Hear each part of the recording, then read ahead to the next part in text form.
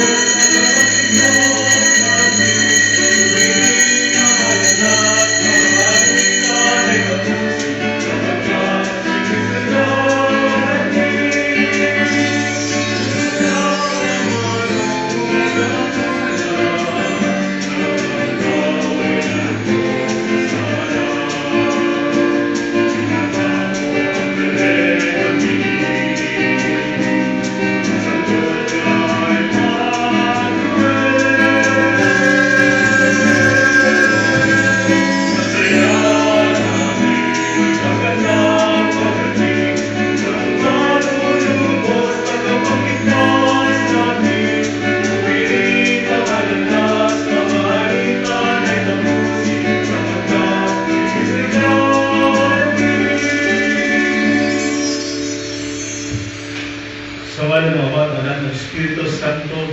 Amen. Sumainyo ang Panginoon. At sumayo rin. Mga kapatid, tayo nasa tatlong linggo ng Advento. Kasama natin sa misang ito ang pasalamat ni Edgar Dicena, Richard at Maylene Espero at kanyang pamilya, ng Ferrero family.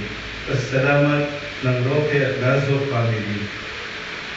Nandito po nalala natin ang intensyon ni Ray Ignacio at kanyang pamilya, Dr. Arnold Alvaro, Richard Espejo at ang kanyang pamilya. Pagdasal din natin ang pamilya Godanes.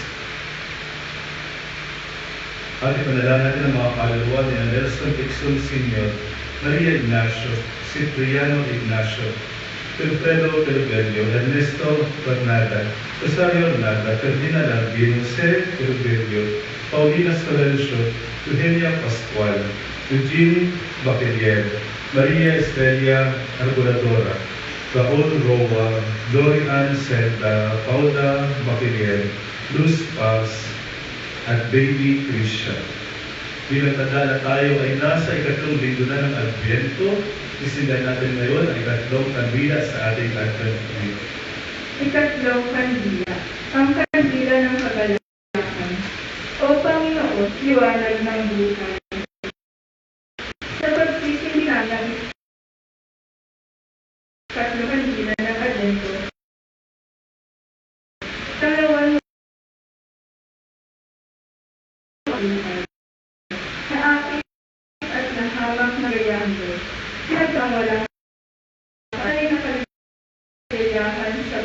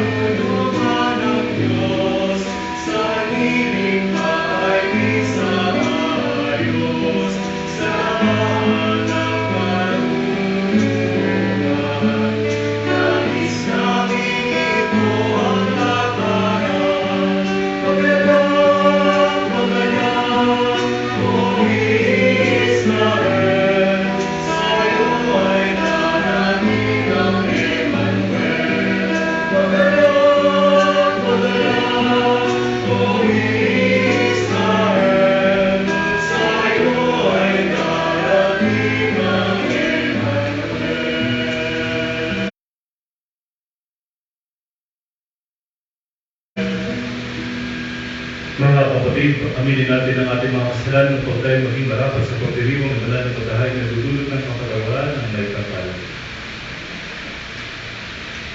Panginoon, kami nagkasala sa iyo.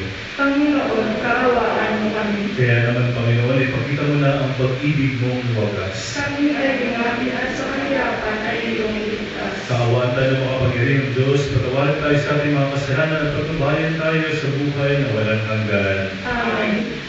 Manalangin tayo.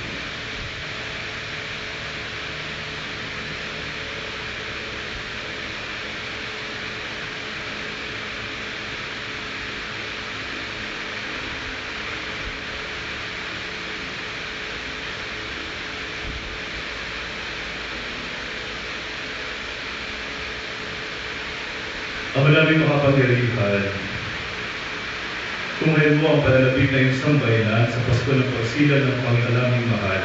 Pasapitin mo kami sa kagalakang dulot ng kanyang pagtuos at pasiglahin mo kami sa pagsapit sa iyong kaloob sa pamagitan niya kasama ng Espiritu Santo magpasawalang hanggan. Amen. Magsiupo ang lahat at makinig sa pagpapahayag ng salita ng Diyos.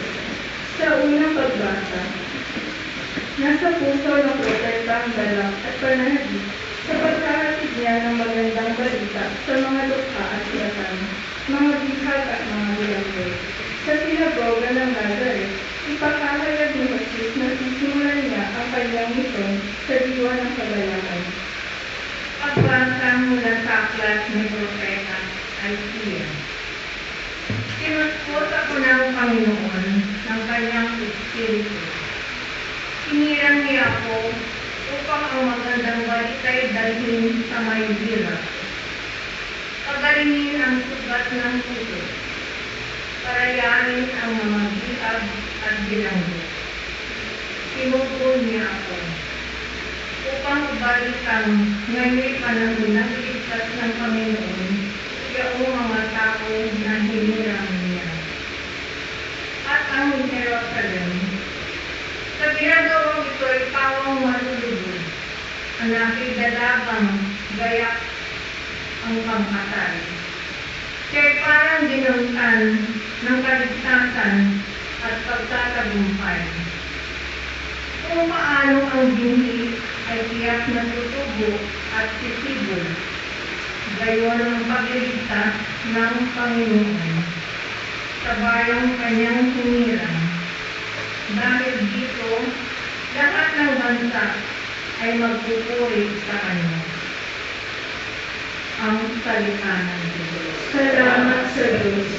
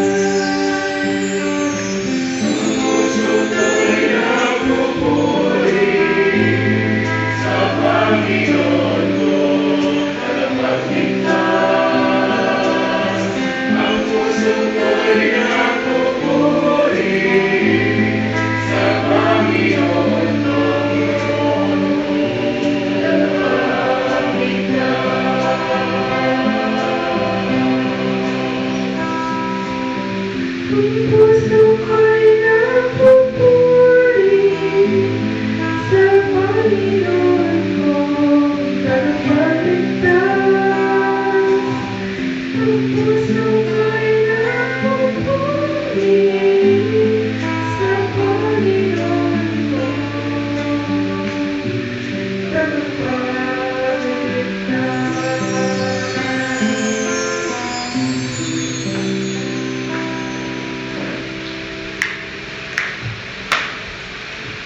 Sa ikalawang pagbasa, inatasan ni San Pablo ang mga Kristiyano na paghandaan ang pagbabalik ng Panginoon ng may dala sa kanilang mga puso, dalangin sa kanilang mga labi at banal na pamumuhay. Pagbasa mula sa unang sulat ni Apostol San Pablo sa mga taga-Tesalonika. Mga kapatid, magalak kayong lagi, maging magalas sa pananalangin. Ipagpasalamat ninyo sa pangalan ni Cristo Jesus ang lahat ng pangyayari. Sapagkat yaon ang ibig ng Diyos, huwag ninyong hadlangan ng Espiritu Santo. Huwag ninyong hamakin ang anumang pahayag mula sa Diyos.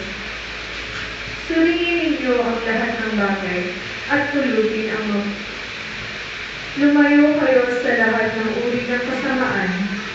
Naway lubusan kayong pabanalin ng Diyos na siyang nagbibigay ng kapayapaan. At naway panatilihin niyang walang kapintasan ang buo ninyong katauhan, ang Espiritu, kaluluwa at katawan, hanggang sa pagbalik ng ating Panginoon Jesucristo. Tapat ang tumawag sa inyo, at gagawin niya ang mga bagay na ito. Ang salita ng Diyos. Salamat sa Diyos. Magsipagdamag.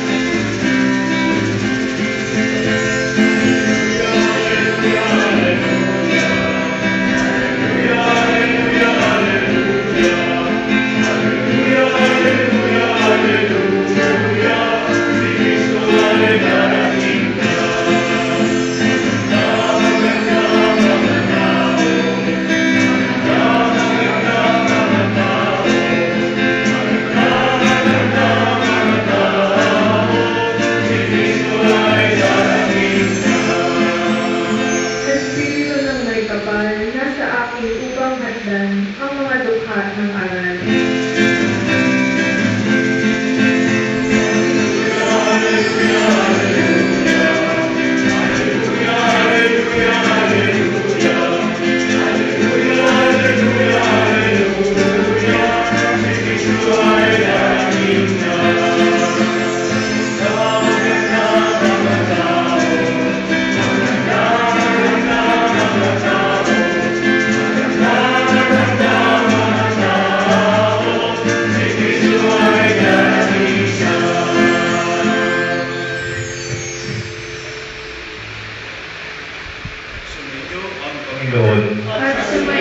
Ang mabuting balita ng Panginoon ayon kay San Juan. Papuri sa iyo, Panginoon. Sinugo ng Diyos sa isang tao na nagangalang Juan na parito siya upang magpatotoo tungkol sa ilaw at mahalik sa ilaw ang lahat dahil sa totoo niya. Hindi siya ang ilaw kundi na parito siya upang magpatotoo tungkol sa ilaw. Nang subuin ng mga Hudyo sa Jerusalem ang iyang saserdote at Levita upang patanong kung sino siya, sinabi ni Juan ng katotohanan. Sinabi niya hindi siya ang Mesiyas. Kung gayo'y sino ka, tanong nila, ikaw ba si Elias? Hindi po, tugon niya. Ikaw ba ang propeta na hinihintay namin? Sumagot siya, hindi po. Sino ka kung gayon? Tanong nila ulit. Sabihin mo sa amin para masabi namin sa mga nagsugod sa amin. Ano ang masasabi mo tungkol sa iyong sarili? Sumagot si Juan, ako ang piling ng isang sumisigaw sa ilang. Tuwin ninyo ang daraanan ng Panginoon. Ang propeta Isaías ang may sabi nito. Ang mga nagtanong ay subo ng mga Pariseo. Muli nila tinanong si Juan, bakit ka nagbibinyag? Hindi pala naman ikaw ang Mesiyas, ni si Elias, di ang propeta. Sumagot siya, ako'y nagbibinyag sa tubig, ngunit nasa gitna ninyo ang isang hindi niyo nakikilala. Siya ang susunod sa akin. Subalit hindi ako dapat magkalat lamang ng tali ng kanyang panyapa. Ito'y nangyari sa Bitanya sa ibayo ng Jordan na pinagbibinyagan ni Juan. Ang mabuting balita ng Panginoon. Pinupuri ka namin, Panginoong Jesucristo. Magandang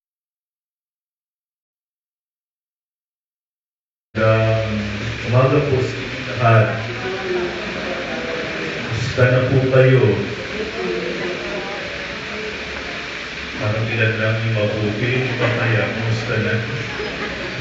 Ano po, kumusta na po kayo? Sa Diyos. Sana po ilan lang Pagkatapos po ng pailaw namin sa St. Teres kahapon at hapunan, medyo nagpahinga na ako kasi medyo pagod na ako kanda. Tapos, kagabi, mayroon akong nakachat habang humihiga, may nakachat po ako. Isang kaibigan, syempre. Tapos kaya yung basahin ko yung chat namin. Huwag niyo nang ikikwento, atin-atin lang. Talaga yung stream pala. Sabi ko, musta na? Sabi ko ganyan. Tapos sabi niya, buhay ka pa pala, sabi sa akin. Sabi ko naman, oo nga nanghina ako kahapon, ng Sabado kasi. Nanghina ako. So makitang ko kawan. Pero pinilit ko pa rin, kanya. Tapos sabi niya, paano sobrang makasasabi? Dapat ipakita mo naman ang minsan oras natin. Sino pa rin? Kasi may waran ba makasama sa libo? Tayo mo yung pakong ganyan. Tapos sabi niya,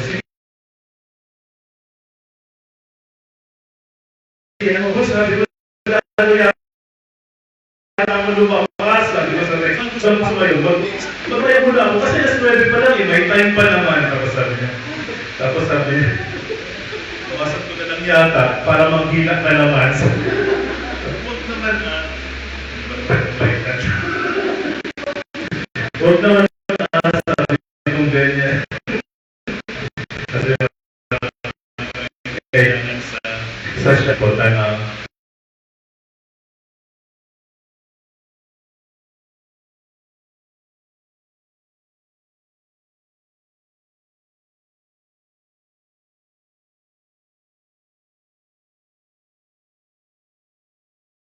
hindi pero ang lang kami.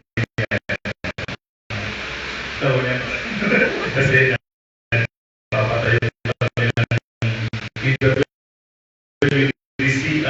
para po bago simbang gabi o bayan. Sa susunod na tapos pag mga naninito tayo ipuntahan kapag na sila shrine. Gusto ko ibahagi yung conversation namin ng conversation. Anong tawa ko yung question? Mga yung kaibigan kong iyon. Pero anong gusto mong sabihin? Kapag tayo ay nasa pero bakit na ba Father? Noted ang tawag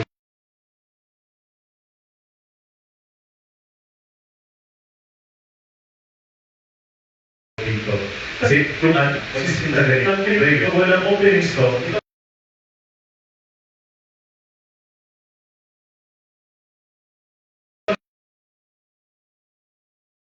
babasahin bago ang lumalik natin pinagdito. Bagal yung madarami ay ating kilalaman ng ating mahal. Yung word niya, yun ang ibig sabihin ng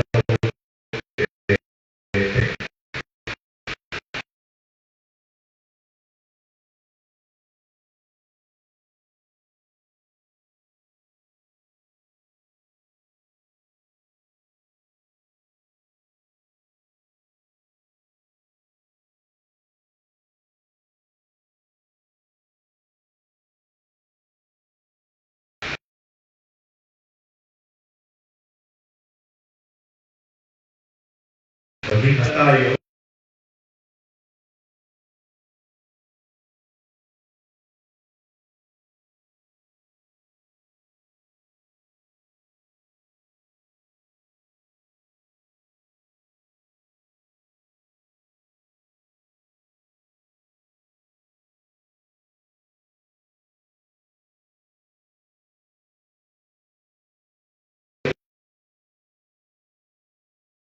At may mapagkiro tayo sa ating paghanda at pag-feel sa po. Pero I'm very happy to pansin ka ang maging may buhay ka.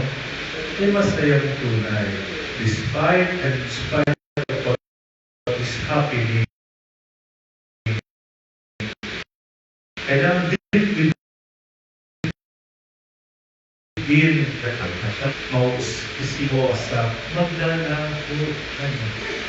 Pero yung buong pagmamahal ng Diyos, mananatili kahit kailan.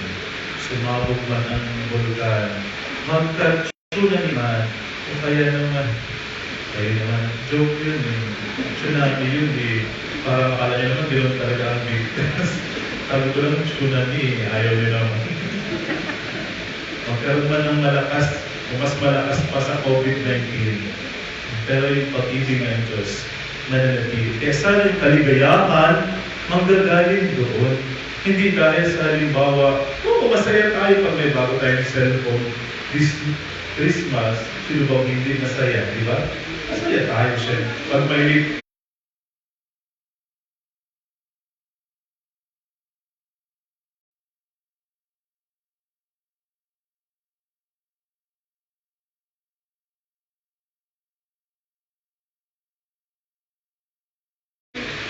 sana all, di ba? Tapos pag halimbawa may lechon sa Pasko, hindi masaya, di ba no? O pag halimbawa kumpleto kayo ng pamilya mo, sinagot ka, nililigawan mo, kayo pa rin ng girlfriend mo, o boyfriend mo, di ba? O di masaya, pero hindi lahat yun ang talagang pundasyon ng lahat ng ito. Sana maalala ninyo ng pundasyon talaga ng kasiyahan at kaligayahan ng isang Kristiyano ay yung unang lumigaya para sa atin. Sino yun? Ang Diyos. Bakit ba naman siya pupunta sa atin kung hindi siya masaya? Kaya yung Merry Christmas doon ay huwag natin kalimutan na ang unang naging masaya ay ang Diyos. Sapagkat naging tao siya at nakapiling natin. Alalahanin ninyo sa kasaysayan ng reliyon sa buong mundo, ang atin lamang ang Diyos ay naging tao. Sa ibang reliyon at paniniwala, may sunod silang tinatawag na demigod, na para bagang kalahating Diyos, kalahating tao. O kaya naman nagkanyong tao lamang, pero Diyos pa rin yan. Pero sa ating pananampalataya, yung misteryo ng inkarnasyon, si Jesus ay buong-buong Diyos at buong-buong tao. Sa atin lang yun. Sa atin lang yung mayroong ipinanganak sa sabusapan para makita talaga natin kung gaano tayo minamahal ng Diyos. Kung gaano siya kasaya na makapiling tayo. Hindi ba? So, kaya sana maging masaya din tayo sa ating pamumuhay. Between dapat ang pundasyon ng kaligayahan natin at kasiyahan natin ay mahal tayo ng Diyos. O hindi madali yun, mahirap yun. Pag natabunan na tayo ng pagsubok, pag natabunan na tayo ng pasakit, pag natabunan tayo ng kamatayan, kumbaga, di ba? Pag wala ka ng trabaho ngayong December, do you imagine that? Mahirap yun. Mahirap pugutin yung sinasabi ko. Hindi yun madali. That's why, paalala nyo sa sarili nyo palagi. Kaya nga kahit na medyo struggle, simba ka kahit pa paano, makita ko pa rin si Jesus na nakapako sa krus at alam mo kung bakit siya naroon. Diba? Do you know, noong bandang 1960s, yung mga imaheng yan, nakalisin na sana yan. Kasi nga, talaga namang hindi yan si Jesus. Diba? Naniniwala ba kayo? Hindi naman talaga yan si Jesus. Pero yan ay tulong sa atin upang ipaalala ang maraming bagay. Kaya noong aalisin na yan, na-realize ng simbahan na hindi nakakatulong yan sa atin. Hindi naman talaga tayo dyan napapalapit. Hindi siyempre, kay Jesus pa rin. Higit sa lahat sa Diyos. Kaya, in-stay natin yan. Pinanatilit natin yan upang maging mas lalo tayong mapaalalahan. Alam niyo naman, makakalimutin tayo, di ba? Ang dali natin makalimot.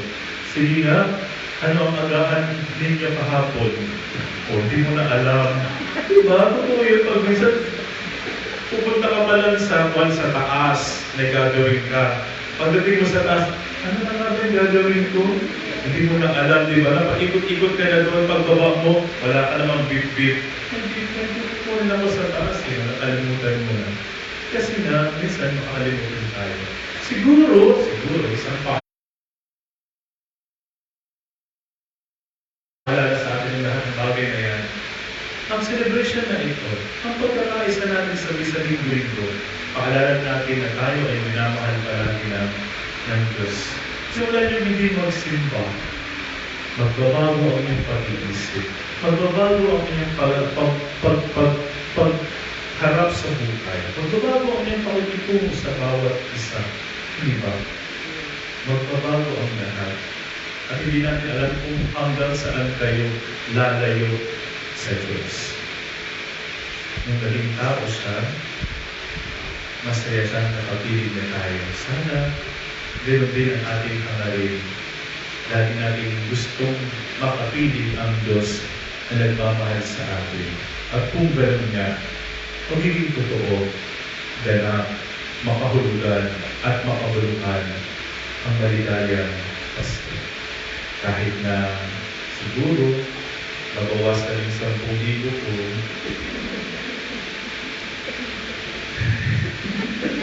kita rin siguro. Masaya pa rin ang Pasko. At tuloy na tuloy yun. Walang makakakadlang. Diba? So, kahit na napakasimple lang ng inyong handa. Diba? Kahit na mayroon pa kayong pasabog ng worth 50,000. Simple lang. Hindi. You know what I mean? Basta alam natin kung ano ang kahulugan ng ating pinagdiriwang. At kung sino ang kasama natin sa kasalukuyan, maging masaya tayo. Hindi ba natin makasama yung iba, hindi sila makauwi. At pasensyahan natin. Pero mayroon namang pagkakataon, di ba? Mayroon namang other ways para ma-contact sila o pero tayo ng linya. Mahal natin, magagawa natin ang paraan. Sana ulit, maging masaya tayo ngayong darating na Pasko. Ang ating simbang gabi ay, anong oras na? 7 o 7 ng gabi. Kaya niyo po ba? Parang walang pupunta. Tayo lang siguro, no? Wala tayo sa baba. Simba po tayo, ano po? Magnubina tayo. Nubina yun para sa ating mahal na ina. Baka hindi na-realize na yun ay nubina para sa ating mahal na ina. Bago magpasko. Para bagang sasamahan mo si Maria sa kanyang panganganak ng siyang na araw. Diba? Magandang journey kumbaga. At sana samahan natin siya maging masaya. Sumigaw kaya si Maria habang umigiling.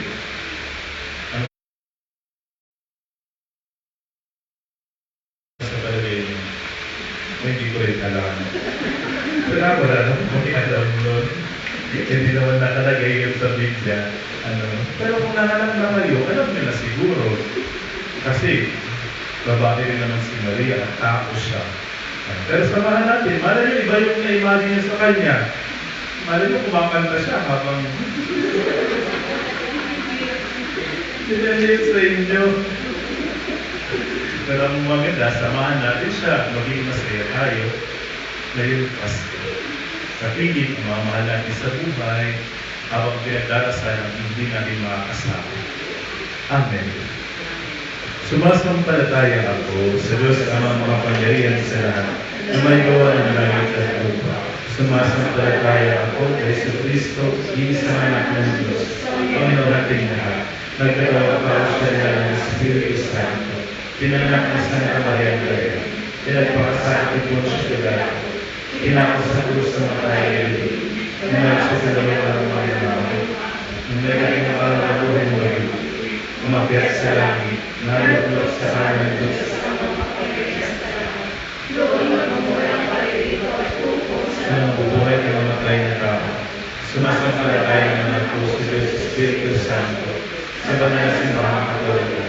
Sa kasamahan ng mga banal. Sa kasamahan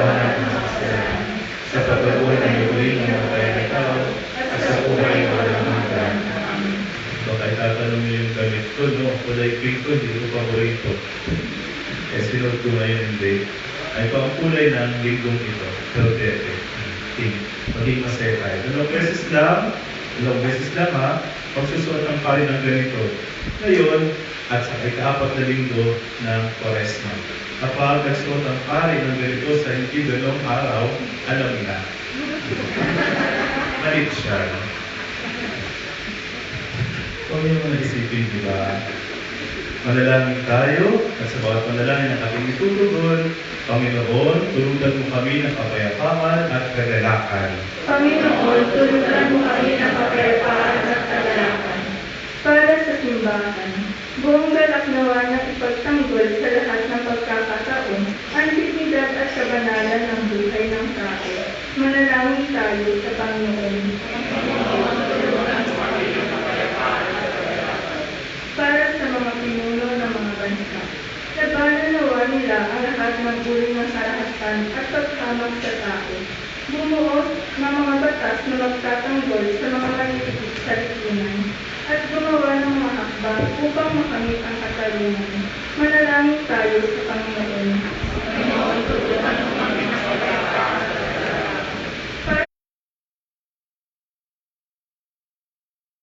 Para sa mga biktima ng illegal na droga at terorismo at mga pang-aabuso sa dignidad ng tao.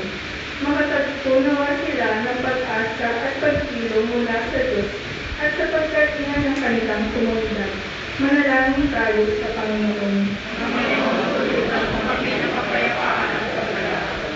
Para sa mga magsakit, madama nawa nila ang pagkilaw at pagkalinga ng Panginoon sa mga taong handang gumamay sa oras ng karamdaman. Manalangin tayo sa Panginoon. Panginoon, tulungan mo kami ng kapayapaan at kagalakan. Para sa mga namayapa, maranasan nawa nila ang kagalakang walang hanggan sa piling ng poong mahal. Manalangin tayo sa Panginoon. Panginoon, tulungan mo kami ng kapayapaan at kagalakan. Sa katahimikan, idulog natin sa Diyos ang ating mga personal na panalangin. Sama natin sa misang ito at sa ating panalangin ang mga mahal natin sa buhay na gusto natin ipagdasal.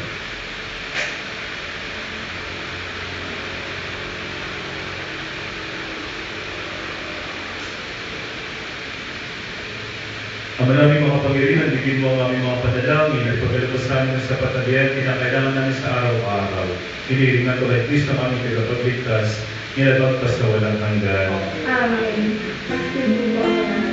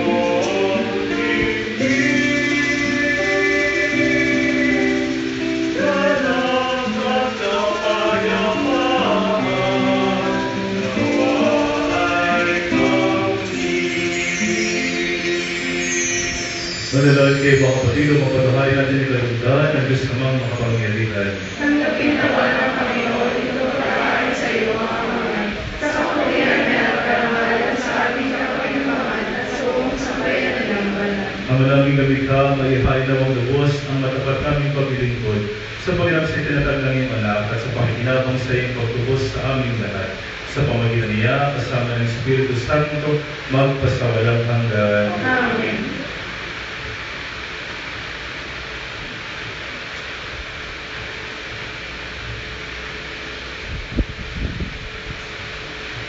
Sumainyo ang Panginoon. At sumayo din. Itaas sa Diyos ang iyong puso at diwa. Sinaas na namin sa Panginoon. Pasalamatan natin ang Panginoong ating Diyos. Marapat na siya ay pasalamatan. Ang manaping makapangyarihan, tuloy ng marapat na ikaw ay aming pasalamatan sa pamagitan ng Kristo na aming Panginoon. Siya ay sinubumo upang matupad ang iyong magandang balak para sa lahat. Hindi niya kinahiyang mamuhay ng mahirap upang mapakisamahan niya kaming marapat. Siya ay naging hindi na iba sa amin upang maitampok na kami sa iyong piling. Sa kanyang lantarang muling pagdating ang pagkisama niya, kuspusan, magiging at ang pangako niyang kapanapanabik ay nasahan namin lubos na makakamit. Kaya isa ng mga angeles sa at papulit sa iyo na walang upay sa kalangitan, kami nagbubunyi sa iyong kadakilakan.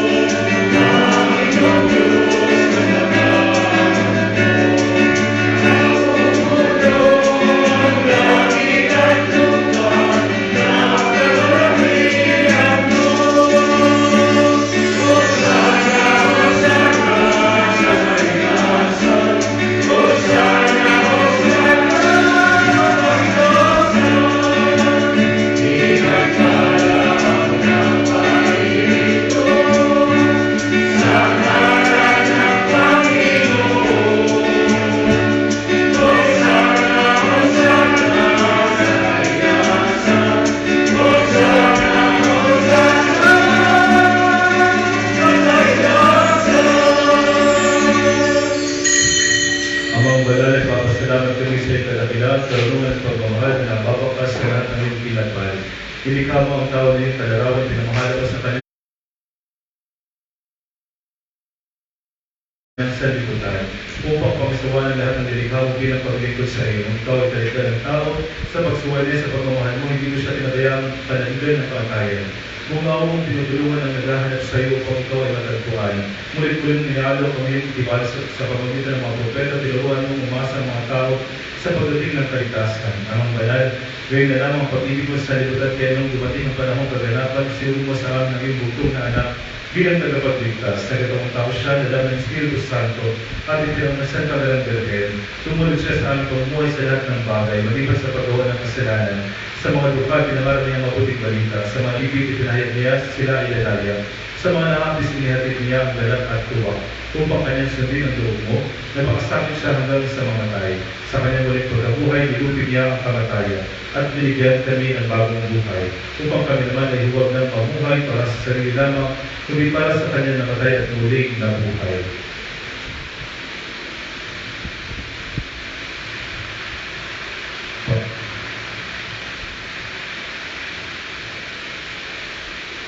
Para sa aming tanan, sinugo niya Ama mula sa iyong banal na Espiritu. Ikaw ang unang handog, ikaw ang unang bunga na handog mo sa mga sumasampalataya upang magbigay kaganapan sa gawain sinimula ng anak mo, malubos ang kabanalan ng lahat ng tao. Ama, sinasama naming pakabanalinawa ng banal na Espiritu ang mga handog na ito upang maging katawan at dugo ng aming Panginoong Jesucristo. Sa pagdiriwang namin sa dakilang misteryo na kanyang ihabilis sa aming bilang tipan na walang hanggan. Ama naming banal, nung dumating ang panahon upang parangalan mo ang iyong anak, kanyang pinakita ng mahal niya ang kanyang mga tagasunod na nasa sanlibutan at ngayon pinakikita niya kung hanggang saan ang kanyang pag-ibig sa kanila. Habang naghapunan siya ng mga alagad, gawa kanya ang hinapay.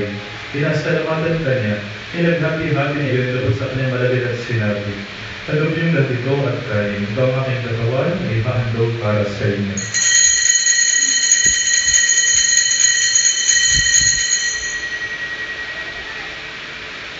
Gayon din naman, hinawakan niya ang kalis, muli kanyang pinasalamatan ng loob ng kalis ng unang malagad at sinabi, "Tagap niyo ganito, pilubihin ito ang kalis ng aking dugo ng bawat walang hanggang lipan. Ang aking dugo ay bubuhos para sa inyo at para sa lahat, sa kapagpapatawad ng mga kasalanan. Gawin niyo ito sa pag-alala sa akin."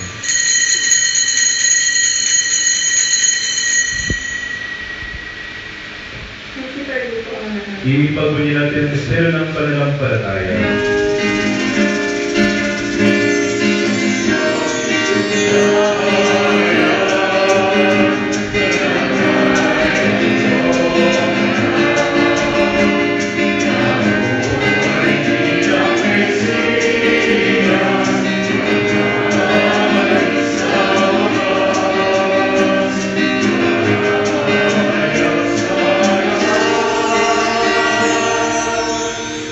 Ang mga pinagdiriwang namin ngayon, alaala ng aming katubusan, ginugulta namin ang pagkamatay ni Kristo, ang kanyang pagpanaw sa pinararoon ng mga yumao, ang kanyang may pagbubuhay, pagkakit at pagbubuhat sa iyong kanan.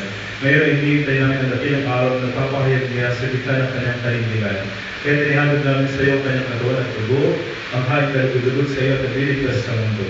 Ama, kung may mga handog na ito ay patiwala mo sa iyong simbahan. Sa iyong kagandahang loob, para patin mo sa aming pagkasalo-salo, isang tinapay at kalis na ito, kami pinabuklod ng Espiritu Santo bilang isang karawan, ay maging buhay na handog, ng papuri sa iyong kadakilaan kay Kristo.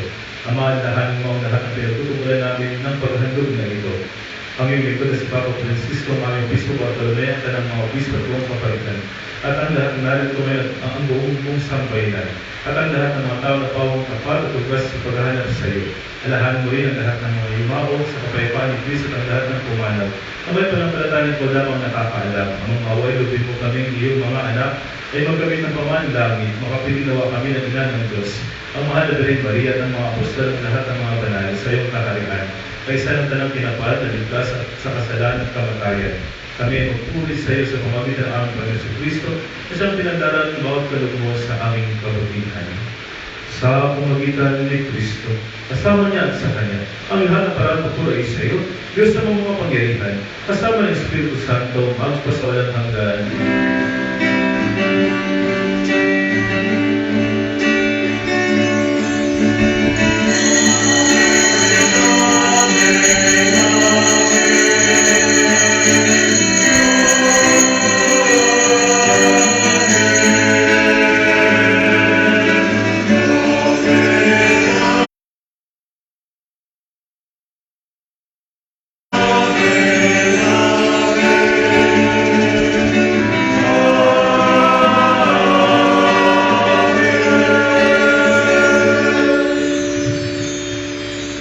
Sa tagubilin ng tagubilin ng utos sa tulong ng Jesus sa Panginoon natin at Diyos, ipahayag natin ang atas daw.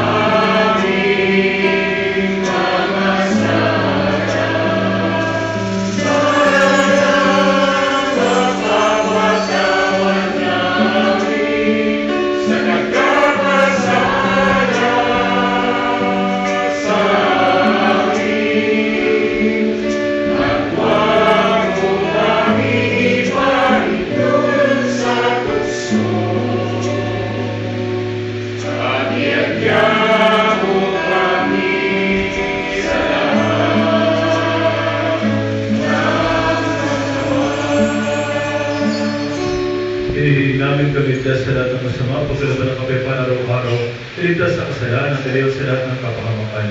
Samantalang aming pinananabigan at kinakaroon ng pagpapakayag ng tagapagligtas namin si Yesu Cristo.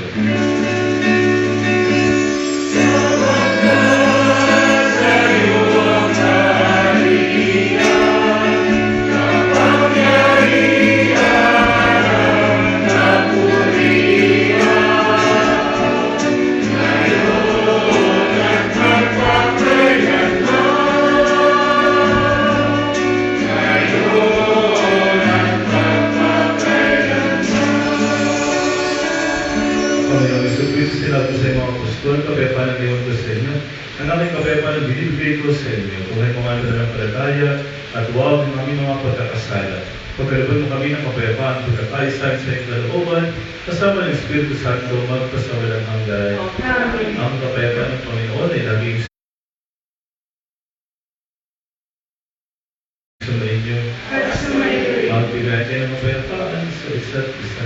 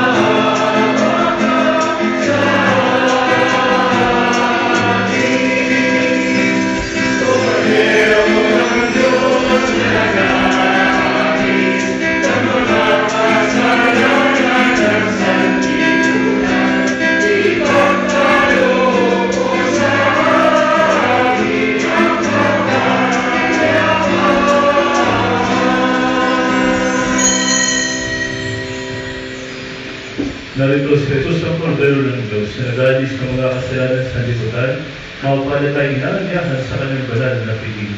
Panginoon, hindi ako karapat-dapat na magpatuloy sa iyo. Ngunit sa isang salita ko lamang ay gagaling na ako.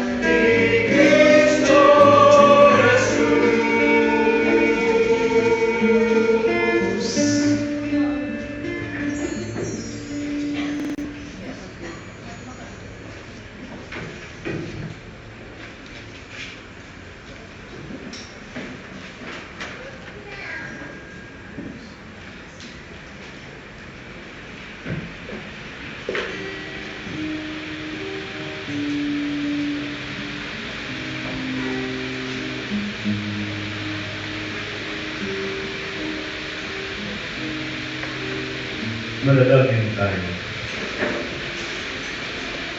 Ang naming mapagmahal at pinasarili namin ngayon sa pagpapatawad ng mga kasalanan ay magpagdapat lamang kami maging handa para sa Pasko ng pagsilang ng iyong anak na siya namamagitan kasama ng Espiritu Santo magpasawalang hanggan. Amen. Nagdiriwang po tayo ngayon ng National Youth Day sa buong bansa. Sisimulan po natin sa ating diocese ngayon.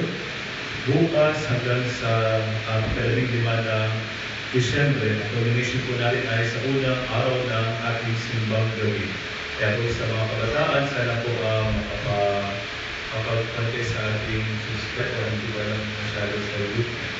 Sa ating, meron ba ang page ang burden prayer, meron makikonnect kayo sa Commission on Youth, sa ating diocese para o wala pa masyado. Hindi pa. Kumonect tayo. Kumonect para may connection tayo. Iba na yung may connection. Siyempre, may grupo dito eh. Kailangan maging part kayo sa diocese. Di ba? Kumonect tayo. Para sama-sama tayo magkakalakbay sa ating anniversary. And then, alam niyo po na sana na tayo ay papasok na sa 500 taon anniversary ng ating bansa para sa pagiging Kristiyano. 500 years na ang Catholicism sa ating bansa. Siyempre, magkaiba pa rin sa buong mundo. And then, ano pa? Tinalaga naman ng ating Santo Papa ang taon na ito bilang Year of St. Joseph. Kaya kung maaari, malalim sana palagi sa San Jose. And then, syempre, ang ating simbang gabi, sisimulan na natin sa Martes, no? 15. Martes po yun. Alas 7 ng gabi. Tayo po makikita. Pero hindi tayo, mag-alternate kami ni Father Kwang Pyu G. Sino yung Father? Koreano po siya. Pero Kurumban, Father po siya. Naalala niyo yung mga pare ng unang panahon? Parang hindi nyo naalala.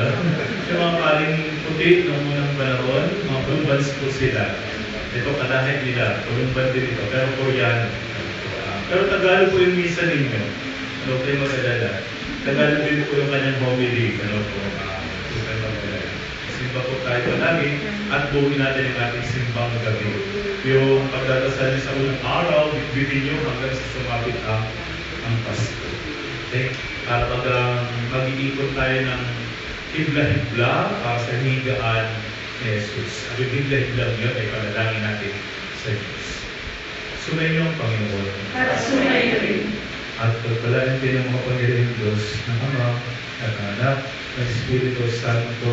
Amen. Tapos ang ating malalagisa, ang ating tagay, kagalapan, at pagmamahal ng Diyos. Salamat sa Diyos.